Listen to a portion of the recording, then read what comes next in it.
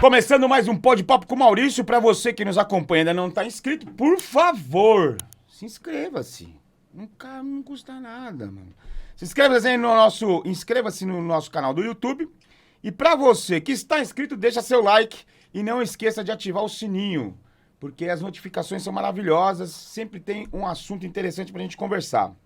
Hoje nós estamos recebendo aqui com imenso prazer uma arquiteta e urbanista social. Vocês esperam um pouco que assim, tem uma página ou duas para mim ler primeiro para depois eu falar quem é. Só um minutinho. Arquiteta e urbanista social, graduada em arquitetura e urbanismo e mestre em projeto e produção e gestão do espaço urbano pela FIAM.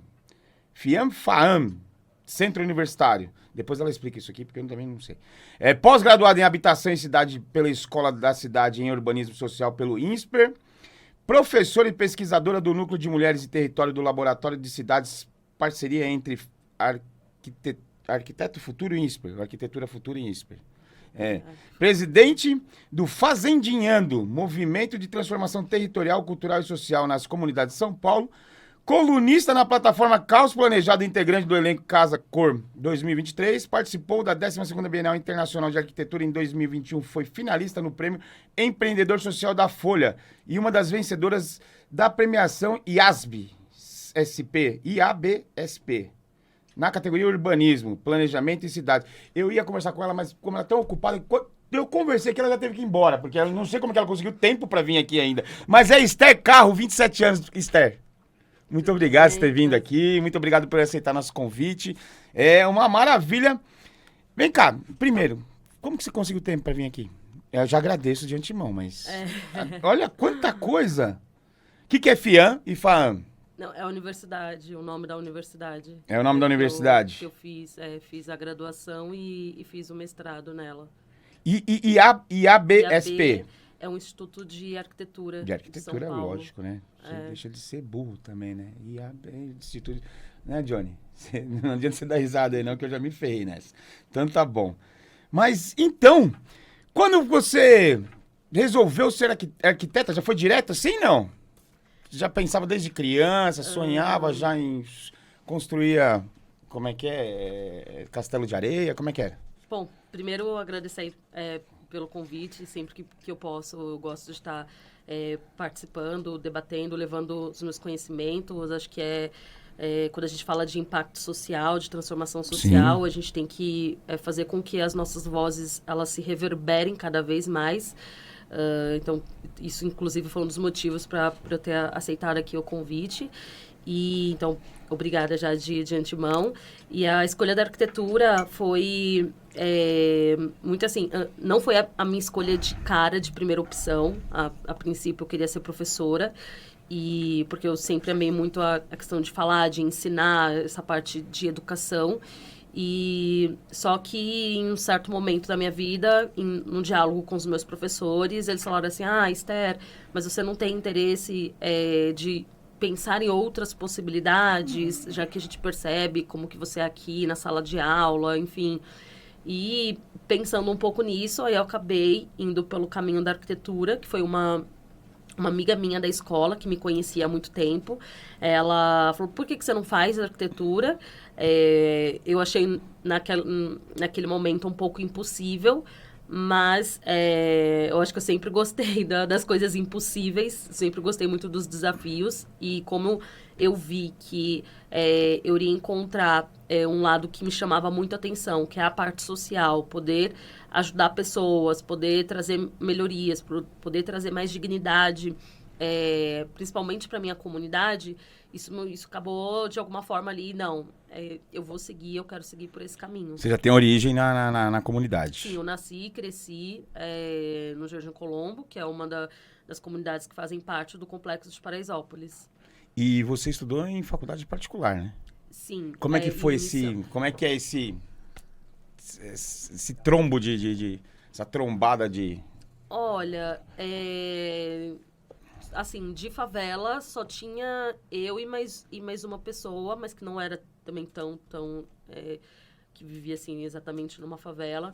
Então tinha um contraste um pouco grande. Então, muita gente, assim, falava assim, eu já fui viajar para tal lugar. Não, mas eu conheço já trocentas obras. E eu não tinha isso, né? A primeira vez que eu fui em um museu, por exemplo, foi quando eu estava já na faculdade. Então, muita gente falou, não, mas eu já fui em tal parque, eu já fui em tal lugar, eu já fui... Tem alguns países que são maravilhosos, a questão arquitetônica, né? E eu não, e eu Itália, tava... Grécia, esses lugares, a arquitetura é maravilhosa, né? Sim, e aí às vezes eu me sentia um pouco assim ali pra trás, mas eu acho que também, novamente, não foi um motivo que me fez desanimar. Pelo contrário, eu acho que me deu ainda mais gás de falar assim, não, eu vou correr atrás desse prejuízo, entre aspas, vou aprender, vou buscar conhecimento, e principalmente conhecimento que seja atrelado ao meu principal objetivo, que era na questão das favelas. Então, mas aí você se deparou com muitas referências e realidades que você não conhecia até o momento, acho. E como é que você lidou com isso? Porque assim, que você falou, você acabou como é que fala? Se superando. Mas como é que é? Porque as pessoas, na hora de fazer um projeto lá, né, na faculdade, como é que era? Porque eles, como era uma faculdade paga, justamente as pessoas já estão pensando em fazer prédios para ganhar dinheiro, prédios no centro da cidade, e você já tinha esse espírito de tentar ajudar a comunidade. E aí? Sim. Nessas horas, como é que era? Como é que foi esse conflito? Teve essa certa diferença, né? Porque geralmente, principalmente naquela época, há 5, 6 anos atrás, a arquitetura era muito vista como algo elitista. Era algo muito Sim. voltado para grandes construções, para grandes equipamentos. Então, o vislumbre de todo estudante era, não, mas eu quero conhecer a obra XYZ assim, que tem tal dimensão, que seja desse jeito. Não, mas eu quero um dia fazer tal obra com essas dimensões. Então, sempre era algo muito numa amplitude, numa escala muito maior. E a escala que eu visualizava e que eu almejava era sempre uma escala um pouco menor. Eram moradias precárias, tinha esse contraste. Só que, ao longo desse meu processo, né, na graduação, não só dentro da universidade, mas também ao longo dos estágios que eu fui fazendo, por exemplo, eu já trabalhei em órgão público, fui estagiária da Secretaria de Infraestrutura Urbana, da Secretaria de Habitação, já trabalhei em escritório grande de arquitetura, e ao longo todo esse processo e com auxílio também de alguns professores, eu consegui, de alguma forma, ir desenhando uma caminhada, um caminho que fosse mais próximo daquilo que eu almejava. Mas é muito importante, assim, dentro da formação, eu entender todo esse contexto, que é diferente, entender todo esse contraste, porque isso também auxilia, inclusive, em todo o processo que eu estive desenvolvendo, de projetos que eu estive fazendo nas próprias favelas. Então, é extremamente importante entender os dois lados, entender a cidade como um todo. Até porque...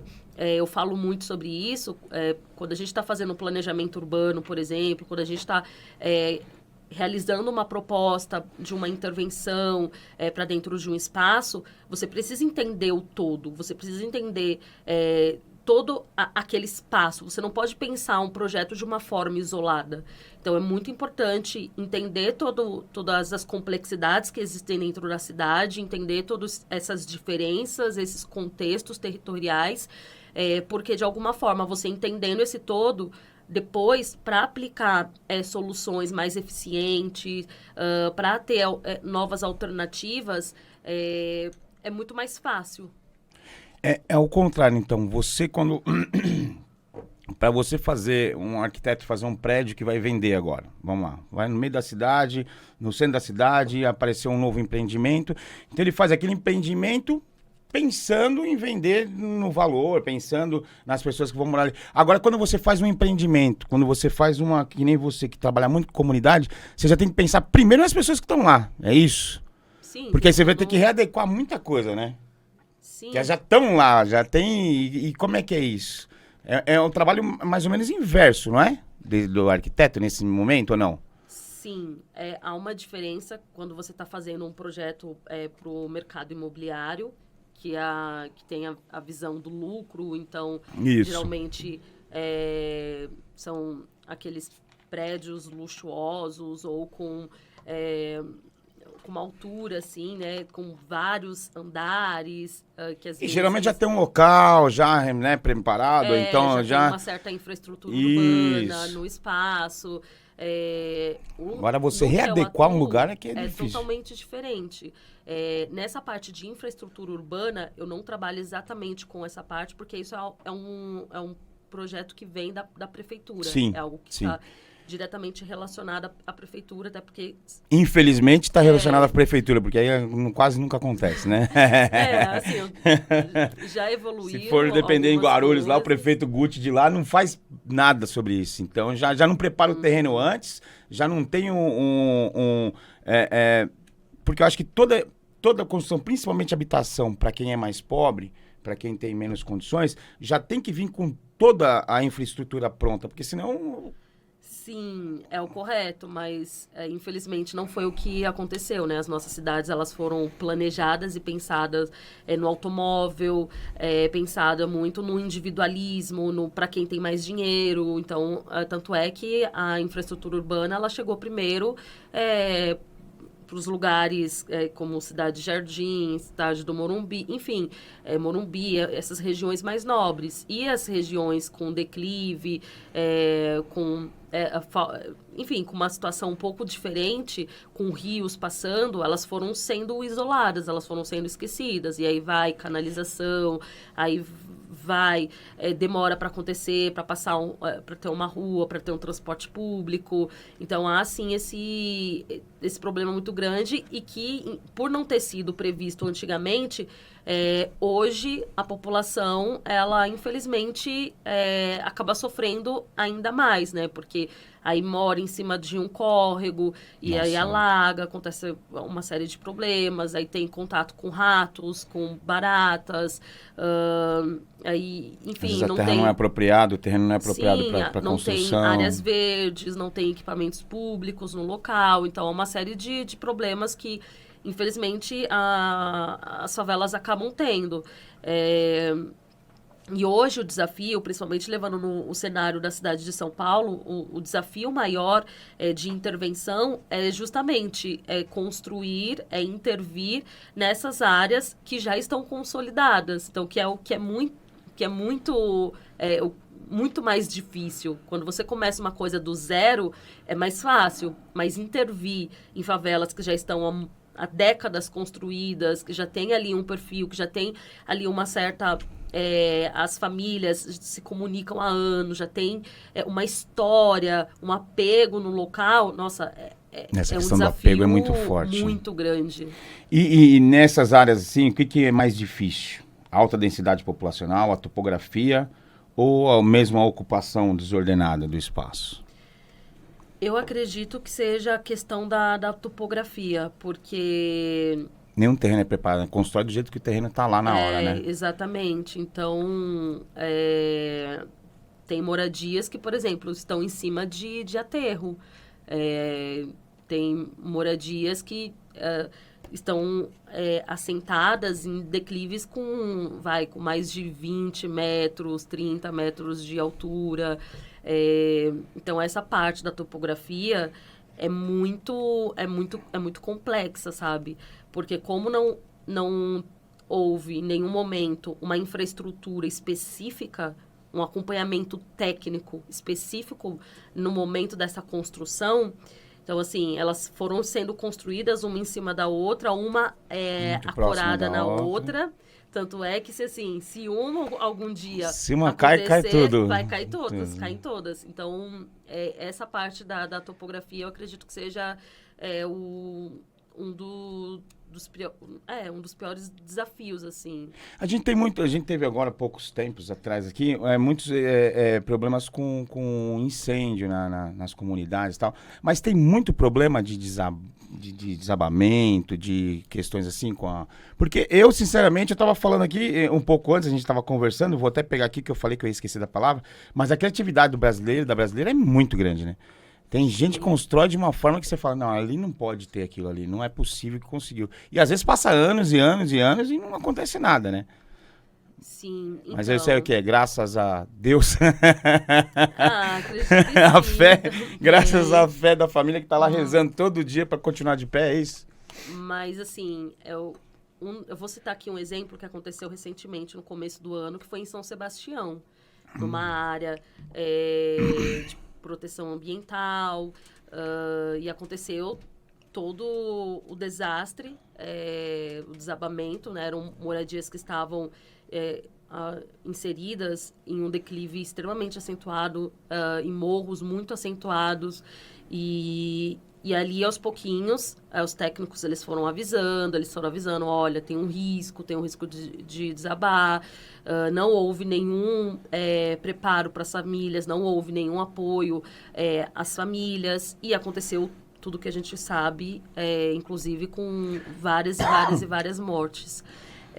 Eu tenho acompanhado, na verdade, assim, desde que eu terminei a faculdade, lá em 2017, eu sempre entro em muitas moradias precárias e cada vez mais eu me assombro porque esse ano, por exemplo, tiveram algumas moradias que eu entrei que as paredes das casas elas estão rachando. E não é uma rachadura pequenininha, não é uma coisinha pequenininha, não, é rachadura grande mesmo.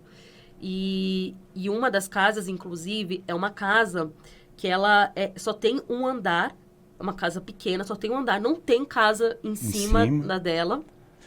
E assim, eu fui, como que pode numa casa assim? Não tem casa em cima da dela, tem do lado, mas que também, pelo que eu vi, não era um motivo de estar afetando.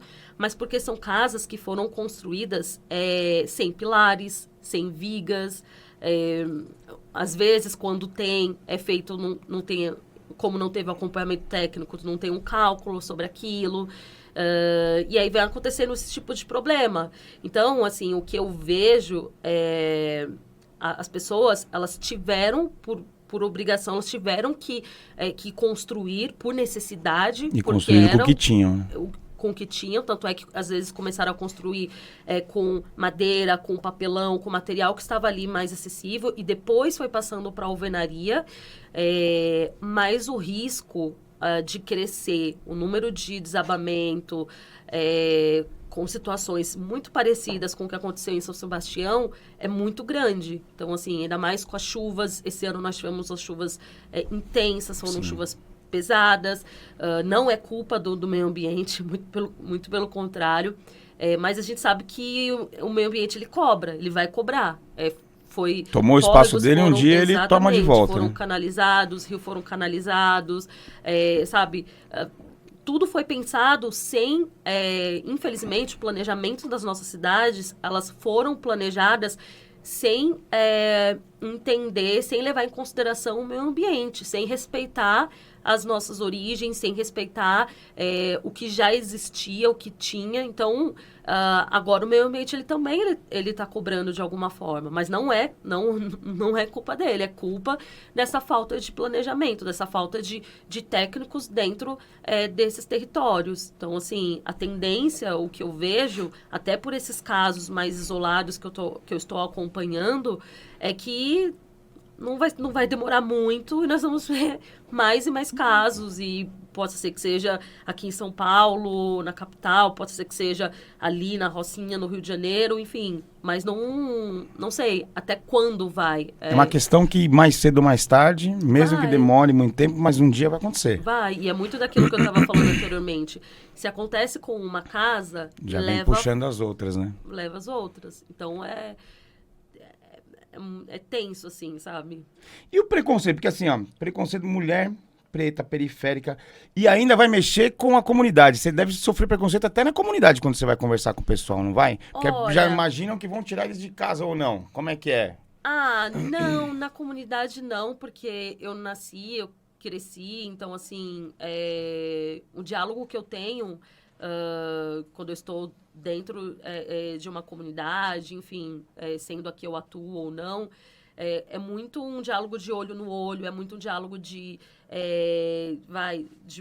uma pessoa que vive, que sente, que já sentiu as dores, que sabe como que é. Então, com eles, de forma geral, não, eu Mas nunca quando você tive. chega como arquiteta, as pessoas às vezes não Não, imaginam eles me que vai procuram tirar. demais. Tanto Porque às vezes por eu imaginava exemplo, que eles falassem assim, pô, vai vir um arquiteto aqui, na comunidade e já vai acabar com metade das então, casas. quando porque eles porque não sabem, tem espaço. quando é um arquiteto, um profissional que seja da prefeitura, sim, tem um receio muito grande. Mas como eles conhecem já a instituição que eu trabalho, que lida com reformas de moradias, que capacita mulheres na área da construção civil, que recupera espaços degradados. Como eles já conhecem um pouco do meu trabalho, então, assim, eles me procuram. Esses dias teve um jovem que ele estudou comigo na escola. E ele falou assim, Esther, estou te procurando, conheço o seu trabalho. E, assim, eu estou morando numa casa que não tem banheiro. Nossa, ainda? Século Tem muitas 21. casas, exatamente. Essa palavra que você falou é justamente a palavra que eu mais falo, ainda ter pessoas sem banheiro. Eu estou reformando agora uma casa, que é a casa do Tiquinho, tem 4 metros quadrados, não tem banheiro, não tem... É um senhor que mora sozinho, não tem lugar para lavar as mãos. Ele tem que dormir numa cama elevada, assim, com um pedaço de madeira. É cruel, cruel. A casa dele é isso daqui, ó. É esse Nossa. pedacinho aqui. É Como só, que a só pessoa pra vive... ter a cama mesmo. Exatamente. Então, assim, para ele tomar banho, ele tem que cobrir as coisas, aí ele pega um baldinho e joga água, ou ele vai, pede para algum outro vizinho alguma coisa. Então, assim, mas são casos muito tristes, muito, muito pesados. E como que se assim. resolve um caso desse, por exemplo, do Tiquinho? Então, Tiquinho aí, é um do nome inteligente. Do Tiquinho, nós fizemos uma campanha pelas redes sociais e falando também com pessoas mais próximas que já conhecem do nosso trabalho para ajudar, para colaborar. Eu fiz o projeto, Mas no mesmo lugar que ele estava? Sim. E tinha espaço para fazer alguma coisa? Então, aí entra a criatividade de um profissional de arquitetura. Eu consegui fazer a ampliação... Ele dorme de pé hoje e tal, ele passa o dia inteiro de pé em casa, mas não tem problema, porque ele não tem espaço. Mas eu consegui fazer a ampliação da casa dele.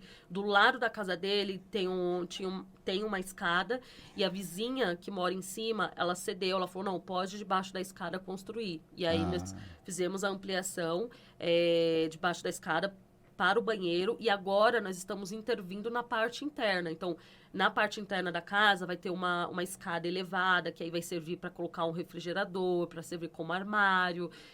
A cama vai ficar elevada, só que com uma outra estrutura, com uma coisa mais segura e acessível para ele subir, porque ele sobe hoje para a cama dele quase que escalando. Então, enfim, mas já tá bem bacana o projeto.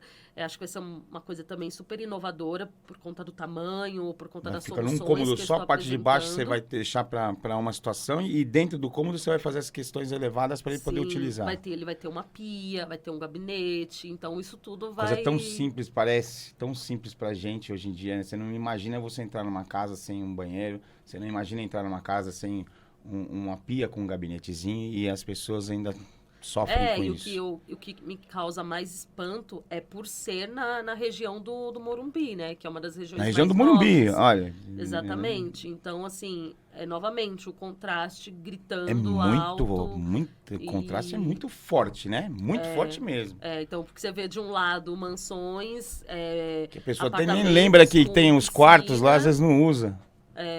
e de outro lado ter situações como a casa do Tiquinho, como essa desse jovem que estudou comigo, que não tem banheiro. Teve uma outra situação também muito delicada, uma senhora que ela vive sozinha e os moradores começaram a achar estranho que ela não estava saindo de casa e tudo, os vizinhos, na verdade, e aí entraram na casa e ela quase morrendo dentro de casa. E entrando muitos ratos, e os ratos mordendo a cabeça dela. Nossa! Mordendo a cabeça dela, porque ela não tinha muitas forças para levantar.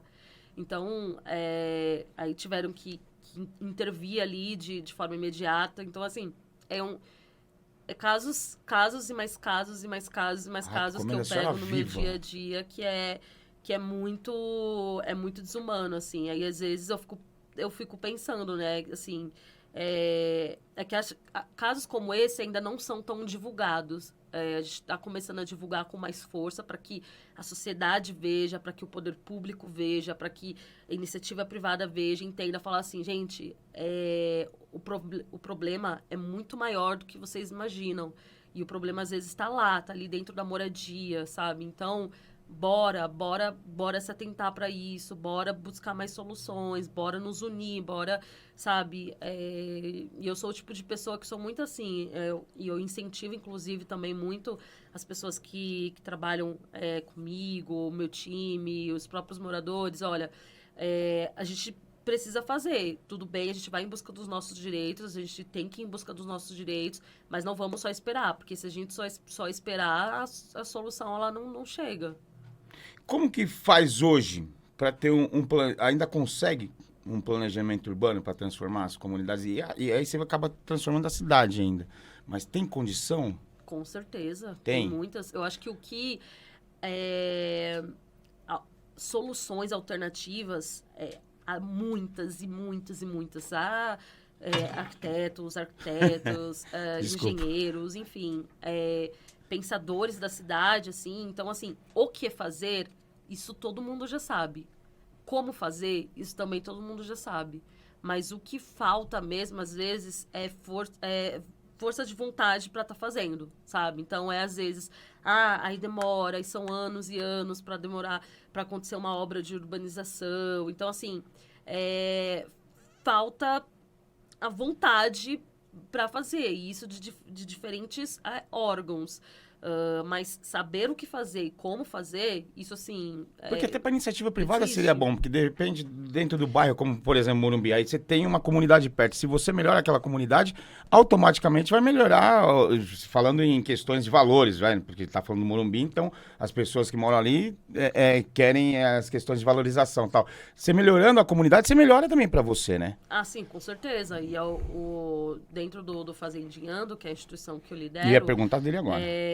A gente recebe apoio de iniciativa privada. Então, isso é muito bacana, assim. A gente sempre busca atrelar governo, iniciativa privada, sociedade civil, universidades, colégios. A gente sempre busca trabalhar com esse tipo de governança, porque aí a gente sabe que para determinados projetos a gente consegue alcançar resultados diferentes, mas tendo esse tipo de governança por perto. Então, é muito importante, assim. E os resultados que a gente tem alcançado, inclusive envolvendo cada vez mais iniciativa privada, às vezes até muito, muito mais rápido. Ah, com certeza, né? Hoje em dia os governos demoram muito para pensar, depois que pensam, demoram para tomar atitude. Sim. Quando vão tomar atitude, alguma questão política deixa de tomar, é complicadíssimo. Antes de falar do Fazendinando, você teve um dos trabalhos que ganhou notoriedade mesmo, foi no Jardim Colombo, né? Como surgiu essa ideia? Como que aconteceu essa transformação naquela área? Sim, então, o próprio nome do Fazendinhando, ele veio da Fazendinha, que é um antigo lixão, que se transformou, nós estamos transformando ele numa área verde, e nós trabalhamos ali muito com a parte da cultura também, mas antigamente, antes de ser um lixão, era como se fosse mesmo uma fazendinha. O seu Chico, ele cuidava dessa área. Tinham vacas, bois, galinhas, plantações ali, mas aos poucos... O Jardim Colombo e o Fazendinando o... O Fazendinando é a instituição, o Tá. Jardim Colombo é onde a gente atua, a principal comunidade onde nós atuamos. Tá. E aí tem a Fazendinha, que fica dentro do Jardim Colombo, que aí veio o nome da instituição, ela se originou da Fazendinha, por conta desse espaço. Enfim, o nosso primeiro projeto dentro do Fazendinhando foi com essa área. E hoje, enfim, essa área ela começou a ser o coração do Jardim Colombo, tem um impacto, uma importância muito grande para a comunidade. A comunidade não tem parques, não tem áreas de lazer. E ali a gente faz uma série de atividades. O último festival que nós fizemos, por exemplo, o Antigo Lixão, isso me surpreendeu quando eu terminei, quando nós terminamos, assim, foi até uma sensação de uma emoção muito grande, mas nós tivemos quase 700 pessoas ali, num espaço que era um antigo lixão, e aqui as pessoas estavam ali se divertindo, as crianças brincando, estavam tendo apresentações, teatro, enfim, brinquedos, equipamentos. Então, foi uma coisa sensacional. E aí a gente vê, né, que um pouco que nós fazemos, e foi o espaço da Fazendinha foi feito e continua sendo feito pela mão de muitas pessoas, a diferença que faz. Inclusive, nós vamos receber uma premiação agora, dia 5 de junho, lá da Câmara de Vereadores, se eu não me engano. Da Secretaria do Verde, alguma coisa assim.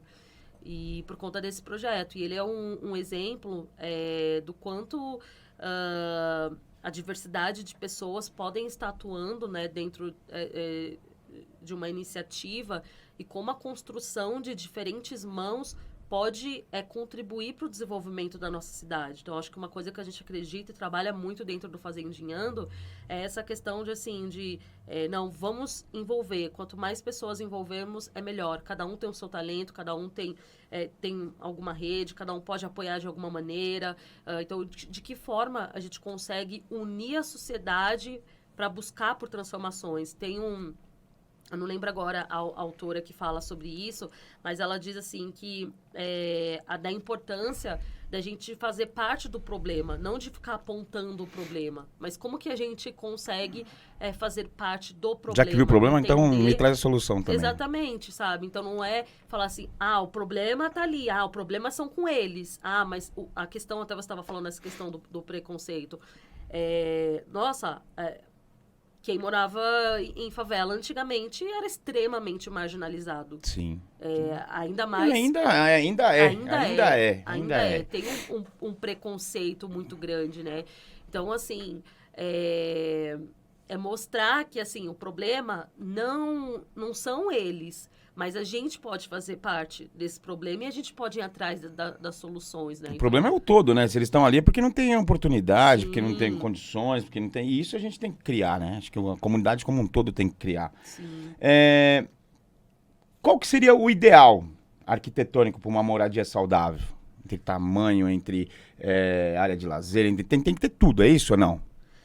Olha, eu acho que o ideal básico mesmo é ter uma moradia com ventilação, iluminação, com quarto, seja para criança, seja para o adulto, que seja de alguma forma separada, um quintal, áreas de lazer, ter acesso ali o mais próximo possível daquela moradia, de áreas de educação. E eu falo isso porque, por exemplo, quando eu estudei a minha vida inteira em escola pública, só o último ano que eu ganhei uma bolsa num colégio particular, mas para eu ter acesso à educação, eu tinha que andar cerca de 30, 40 minutos. Imagina na chuva, tendo que passar por esse trajeto. Então, acho que o básico é ter uma moradia digna, independentemente do tamanho, porque eu acho que se há um acompanhamento técnico, se tem um técnico ali por trás, ele vai conseguir criar possibilidades para aquele não importa aquela necessidade. O tamanho, exatamente. Ter uma moradia digna, ter áreas de lazer, porque não é só o morar. A pessoa não pode ficar só dentro de casa, né? Exatamente. Então, e acho que na comunidade tem muito isso, porque as casas são menores, então a pessoa acaba ficando muito mais tempo fora de casa do que dentro de casa. Então tem que ter um ambiente, né? Tem um rap que é um trecho que fala... esqueci o nome agora deles, mas que é muito conhecido, que fala, a gente não quer só comida, a gente quer diversão e arte. Isso aí é do Titãs. Isso, Titãs, né? A gente quer saída para qualquer parte. Então, acho que isso é muito bacana, é muito forte esse trecho, porque fala, assim, né, dessa comida, nome da música. Comida de coisas que precisam ter, né? Então, não é só o alimento, mas é cultura, é arte, é saída para qualquer parte, é um morar digno, sabe? É o acesso à educação, é o básico, assim. Você teve uma matéria na revista Vogue. Como que foi isso para você? Sim, começou primeiro na Vogue de Nova York. a jornalista entrou em contato comigo e eles estavam querendo pautar alguns outros assuntos e voltado um pouco para essa questão social. E aí ela, muito admirada com a minha história, com os projetos, ele enviou a pauta e ela foi aceita. E aí foi muito bacana, porque a matéria, ela repercutiu em diferentes países. Então, era Vogue da Alemanha, era Vogue do Japão, era Vogue, assim, foi uma repercussão, assim, muito, muito bacana mesmo. Então, eu sempre estava, naquela época, inclusive, recebendo mensagens de pessoas de outros países. Eu vi a matéria, que bacana e tudo. Me surgiu, inclusive, depois convites. Ano passado, um dos convites, eu fui para a França, participar de um festival. Enfim, viajei bastante, não só dentro do Brasil, mas fora do Brasil. E aí depois veio para... O pessoal da Vogue do Brasil já estavam acompanhando um pouco o nosso trabalho. E aí, como saiu lá fora, né? Falou assim, bom, saiu lá fora e não vai sair no próprio país dela. E aí, quando... foi uma edição de julho ou junho, se eu não me engano, que falava sobre a questão de sustentabilidade e tudo.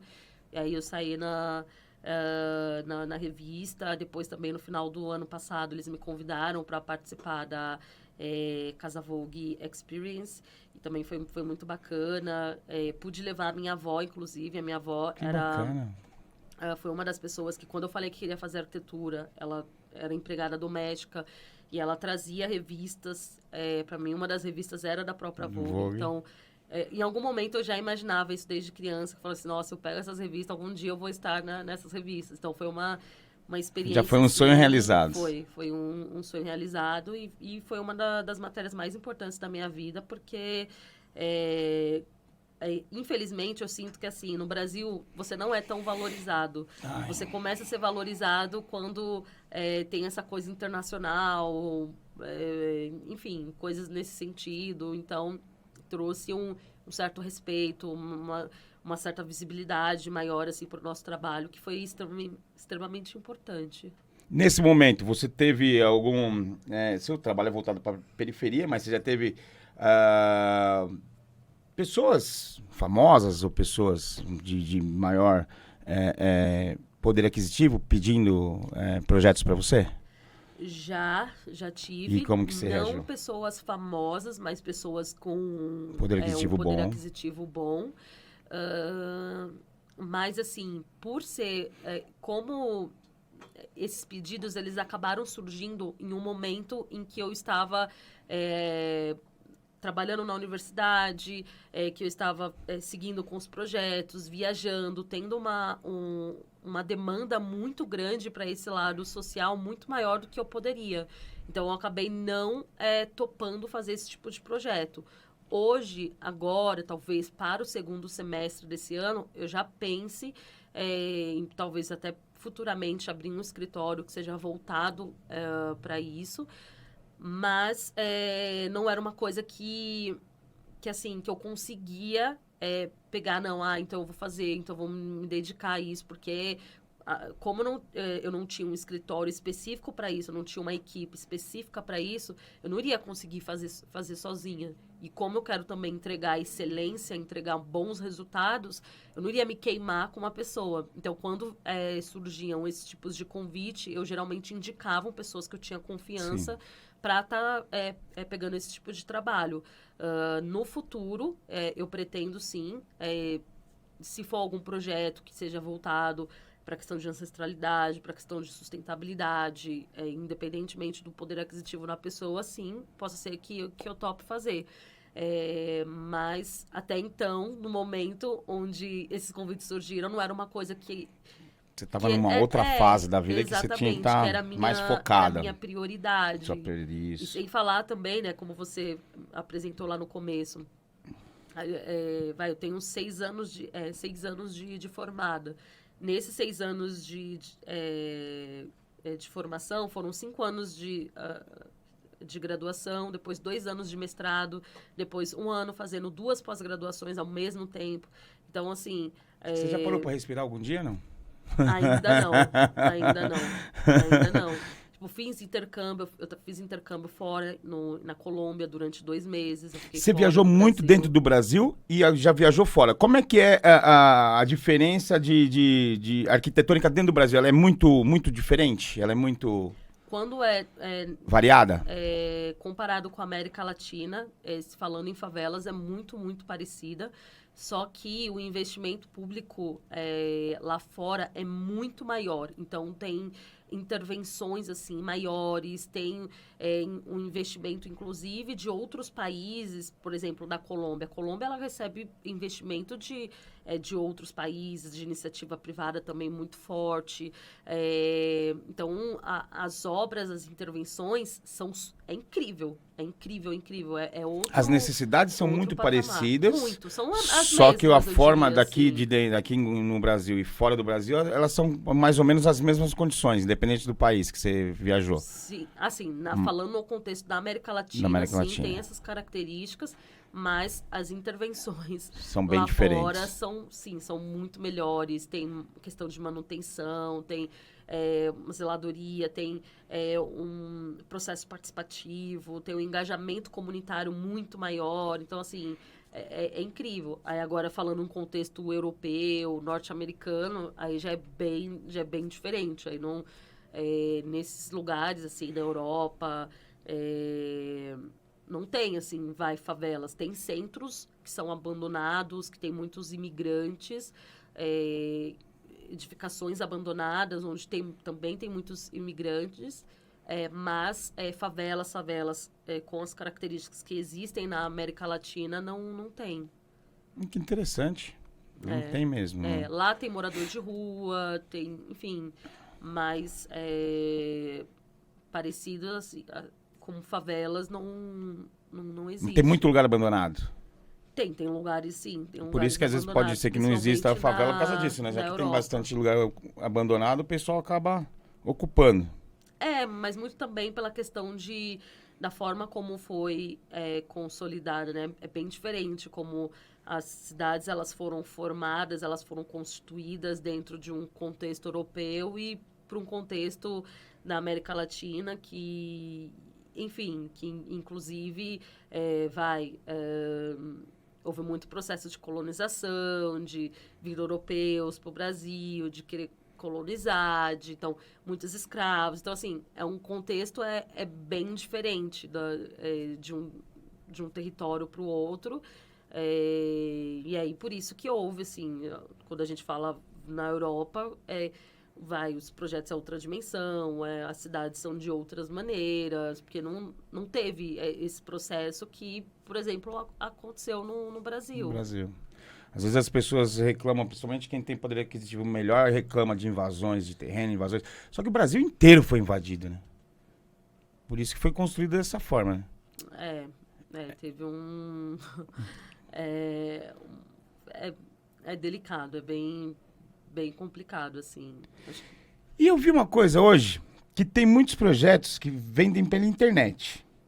A gente sabe que na arquitetura, você tem uma análise urbana, você tem análise urbana geral, análise de terreno, enfim. O que você acha desses projetos vendidos pela internet?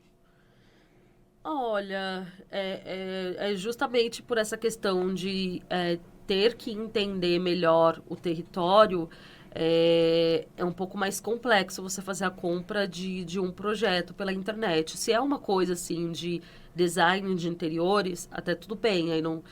se é o desejo da pessoa, às vezes é mais barato, então é o mais acessível para ela, então beleza, tudo bem. Mas eu acho que quando fala em um projeto, na construção na construção de uma casa, na construção de um condomínio, na construção de algum equipamento, aí eu acho Mesmo que numa mais reforma mais complicado. forte, por exemplo. Coração mesmo.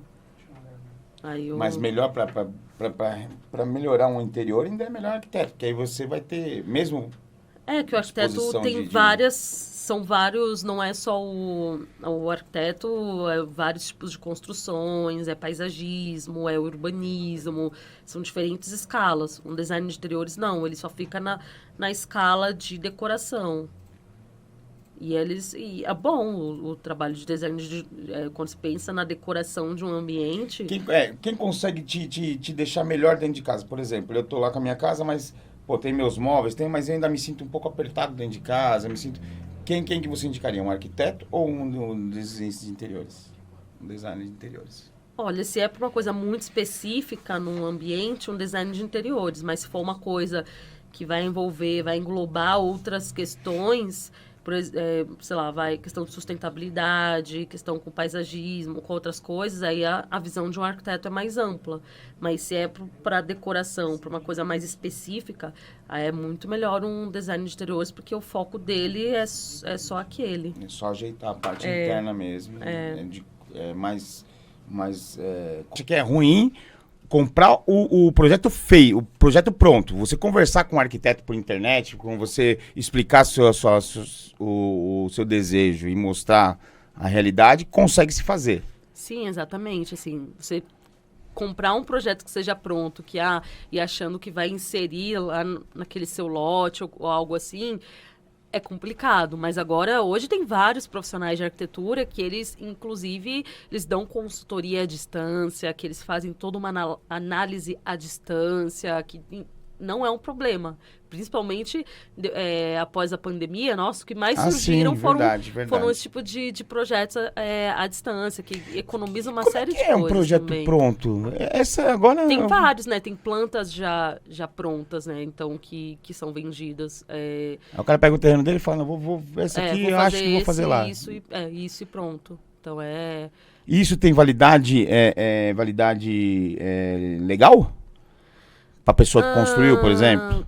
Então, todo projeto que você faz, você precisa ter a emissão de uma RRT, precisa ter um arquiteto ali por trás, ter o CAL. Então, assim, porque se eu comprei o projeto, eu vou poder pôr o nome do arquiteto lá, né? Não necessariamente. É? Não, você precisa emitir, tem que emitir uma RRT. Então, o que acontece é que tem muitas... Quer dizer que eu compro um projeto pronto de um arquiteto que está lá e aí ainda não posso usar o nome dele? Não, se for esses projetos prontos assim, vendidos na internet, não. Agora, se for contratei pode ter um arquiteto, nem seja um arquiteto que fez, à distância para fazer o meu projeto. Aí sim, não, tudo bem. Aí que o arquiteto tá junto, ele vai deixar usar o nome, né? Claro, isso essa é uma pergunta que não podia faltar. Por que contratar uma mulher para sua obra? Você tem um post que você explica a importância, então me explica aqui agora. Sim. Esse post, inclusive, ele foi muito voltado para a questão da participação da mulher dentro da construção civil. Dentro do Fazendiano, nós temos um projeto que se chama Fazendeiras, que capacita mulheres na área da construção civil. É incrível, é muito bonito. E o impacto que tem causado na vida das mulheres, assim, é sensacional. Inclusive, nós já fizemos parceria com a Coral, por exemplo, com a Casa Cor, que esse ano eu estou assinando, até a primeira vez que eu estou assinando um ambiente na Casa Cor. E bacana, parabéns. A maior mostra de arquitetura, design e paisagismo da América Latina. Então, estou muito feliz. Depois, quem quiser ver, vai estar lá no Conjunto Nacional. Inaugura agora dia 30 e fica até o dia 6 de agosto. E eu estou levando, tem questões indígenas, então tem um jovem indígena de Xingu que esteve participando, teve as próprias fazendeiras participando na parte de aplicação de revestimento, na parte da pintura. E é muito bacana, porque primeiro que quando você empodera uma mulher, né, então você dá mais autonomia a essa mulher, ela começa a entender que ela é capaz de fazer uma série de coisas, dá um leque maior de opções. Acho que a mulher é mais criativa. Eu sinto que a mulher é mais criativa também. Né? Sim, também tem essa questão para solução de problemas ela é mais da rápida. Responsabilidade também, de organização, de um espaço. E sem falar que, assim, o mercado da construção civil, ele é predominantemente marcado pela presença masculina. Sim. Então, mostrar para as mulheres que elas também podem trabalhar como fazendo a pintura, fazendo a aplicação de revestimento, não só como babá, como empregada doméstica, isso também é muito importante, sabe? Sim. Então, e o que eu gosto bastante também é ver as mudanças que elas vão fazendo nas próprias moradias. sabe? Então elas vão Deve reformando ser as suas maravilhoso, né? próprias Porque aí ela não moradias. precisa...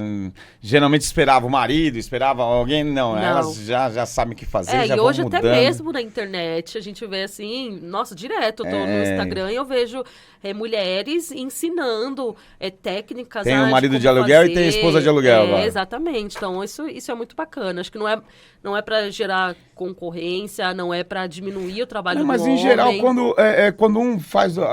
Quando o trabalho é muito masculino e vem a mulher pra fazer, parece ela se dedica mais, né?